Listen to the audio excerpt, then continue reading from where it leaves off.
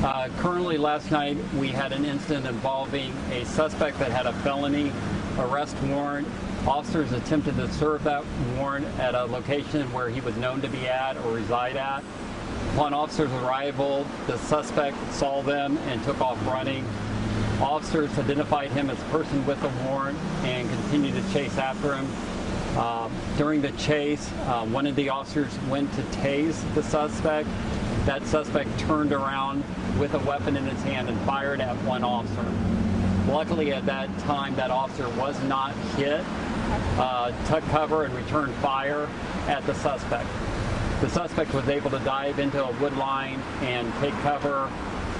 At that point, the officers used caution with the suspect.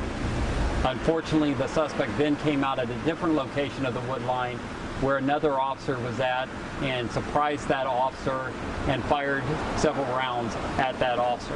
That's Kennedy, correct? Correct. That was Sergeant Kennedy with our police department. Unfortunately, Sergeant Kennedy was hit twice at that point. That dropped Sergeant Kennedy down to the ground with those types of injuries. Suspect then immediately fled the area. Our officers responded to the scene, was able then to help triage Sergeant Kennedy and get him to Wilson Memorial Hospital, where they stabilized them and then care flight him to the Miami Valley Hospital. Do you know where he was shot specifically? Yes, he was shot in the abdomen area and the lower leg area. And he said he was stable, but what is his injuries life-threatening, non-life-threatening? At the time, any injuries are serious. At the time, Wilson Hospital kind of stabilized him, but when he got down to Miami Valley in Dayton, Ohio, they had to take him immediately into surgery and do an operation on him. That operation lasted several hours this morning. Luckily, everything went well in the operation at this point. We have very high hopes and prayers for him that everything is fine after a period of time. After the surgery, they did transport him out. They're watching him in. He'll be in the hospital several days under their care. Chief, it sounds like Steele came out, you said came out of the wood line in a different area and basically surprised. I mean, Sergeant may not have even known he was there. That is what we're seeing. I have not got a chance to really talk to the sergeant at that point in time. That's all right. Go ahead and get that, and we'll have you do it again. Love some Nirvana. It's kind of rough when you have 1,000 microphones in your pocket, Yeah, as well as your phone. I know. There you go. Sorry about that, Chief. No problem. Of course, it turns off as soon as you... If you need to take it, we understand, but...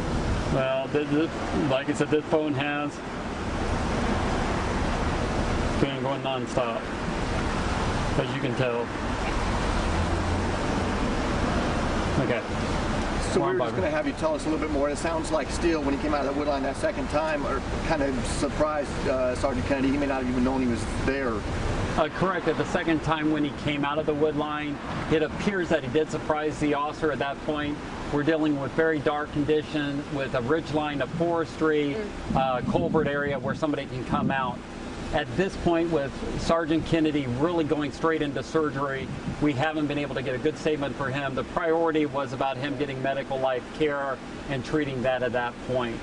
Our detective section is going to follow up with all the officers on the scene. They've got initial statements, but they still need to follow up with Sergeant Kennedy and do diligence on this and follow up. What are you asking from the public right now in hopes of finding Steele? And does he have a prior, record? I know that they were serving a warrant.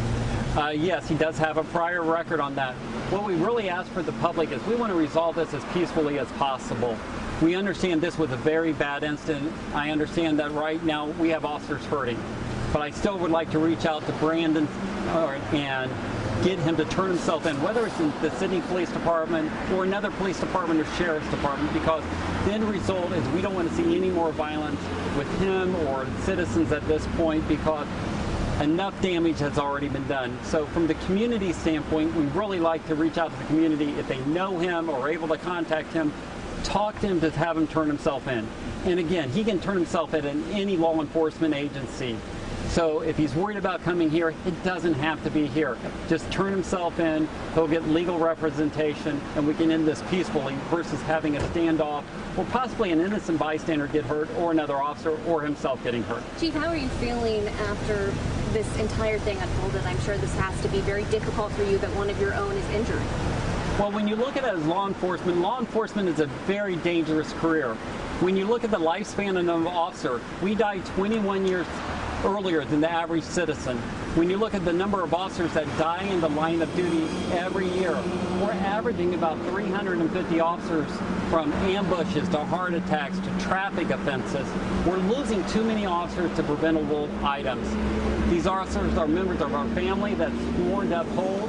These officers have kids. They have family members. They're one of us in a uniform serving and protecting. We often say mission first, people always. Our people are our officers, and they give back so much to the community. Officer Kennedy was on several boards. He serves. His family lives here. He's part of it. He's part of one of us here. So when we have these tragic events that we see all across the country, from locally a trooper that passed away from COVID to another one that took their life, an officer took their life 2 weeks ago, to now this. There's 3 people I know that had traumatic experience in 10 days. So it is stressful. It is stressful for our officers, but they signed up and they do a wonderful job. So we have to continue to support them. Chief, can you tell us what the arrest warrant was for that you were looking to take Mr. Steele into custody? I do not know the exact warrant for. I believe it was a sexual crime in nature, a felony through Shelby County Common Police Court. And even before that one, had you been familiar with Mr. Steele, the department? Yes, our department has been familiar through several years with him. Okay, so other even previous arrests to this one? Correct. Okay. At this point, have you had any confirmed sightings of Mr. Steele in the last 13 hours?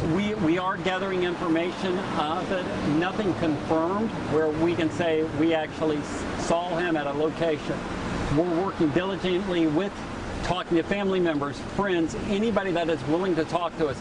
We encourage them to call down and talk to our detective section to try to provide information, and encourage, if they have contact, again, have him turn himself in somewhere. If he doesn't feel comfortable here, he can go to another law enforcement agency and turn him in. If he wants, contact us and we'll pick him up at a different location, because we want to resolve this, because right now we have a community that's fearful to go outside, community that's fearful to send their kids to school, which was canceled, and we want to make sure that the community is safe, he's safe, and our officers are safe.